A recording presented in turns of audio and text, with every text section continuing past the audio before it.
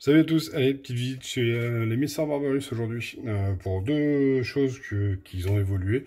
J'avais vu sur le net rapidement que les Messars aimaient bien, quand ils avaient une petite coupelle, ils foutent leur dépotoir dedans. Alors j'ai testé, j'en ai mis une ici, que je vais essayer de vous éclairer. Où j'avais mis du dépotoir dedans, justement, pour leur donner envie. Bon, elles m'ont vidé, il est propre, nickel, mais elles m'ont remis le dépotoir juste là, comme d'hab, quoi.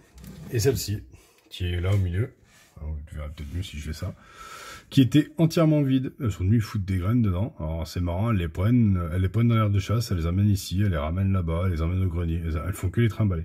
Alors je sais pas pourquoi elles font ça. Mais bon, du coup, je trouve ça marrant, donc ça y reste. Là à côté, on voit un de mes plus gros majors. Bon, ça va emmener sur la suite de la vidéo, pour vous donner une idée. Et j'ai découvert dans mes nymphes un autre futur major. Alors je pense que c'est un major, je vais essayer de vous le montrer, vous allez devoir pencher la tête. Alors il est où, il est où, il est où, il est où? Il est là. Regardez-moi la tête de ce nymphe, qui est juste énorme. Bah tiens, d'ailleurs en même temps on voit madame. On voit madame qui se balade. J'espère que vous verrez bien, c'est difficile de filmer comme ça. Alors là je suis en biais parce que j'ai pas le choix, mon téléphone ne rentre pas dans l'aire de chasse. Donc voilà, j'essaie de vous éclairer correctement, ce qui est assez délicat. Alors ce que je reproche au Nibuilding, quoi, c'est si on met le côté visuel, on voit plus ce qui se passe dans l'aire de chasse, et si on met le côté aire de chasse, on voit plus ce qui se passe dans le nid. Et voilà, pour vous donner une idée, vous voyez la reine, vous voyez la taille de la reine, vous voyez la taille de la tête de ce nymphe, qui est à mon avis un major. Donc voilà, on me dit ce que vous en pensez, un très très gros major. Ce qui sera certainement un de mes plus gros majors, vu la taille qu'il fait. Je vais leur fermer le couvercle parce que bon, j'ai mis l'anti-évasion, mais ça les énerve pour rien. Et en même temps, pour la suite de cette vidéo, je voulais vous demander une aide pour une identification. J'ai trouvé deux jeans. Alors, je précise, avant de me faire crier dessus par tout le monde, parce que je connais pas l'espèce, alors est-ce qu'on arrive à avoir un zoom? Elles sont deux dans le tube. Ouais, effectivement, c'est peut-être pas une espèce polygyne, mais elles y sont deux parce que je les ai ramassées dans ma piscine et c'était en train de suffoquer, limite morte. Donc je les ai attrapées, je les ai vite jetées dans un tube pour qu'elles puissent s'éponger sur du coton. Et en fait, le lendemain matin, voilà, il y a plein d'œufs. Donc j'en ai une qui a plus qu'une aile, donc ça là, doit être, à mon avis, fécondée. Et l'autre, elle a ses deux ailes. Malheureusement, je n'ose pas l'enlever parce que je me dis que si elle a pondu aussi et que c'est ses œufs, ben voilà. Il risque d'y avoir un drame quand les ouvrières vont arriver. Je vais peut-être en perdre une, je sais pas. Peut-être une espèce polygyne, je sais pas. J'ai besoin d'un coup de main pour l'identification. J'ai eu quelqu'un qui m'a dit que c'était Tetramorium. J'en ai un autre qui m'a dit que c'était Solenepsis fugace.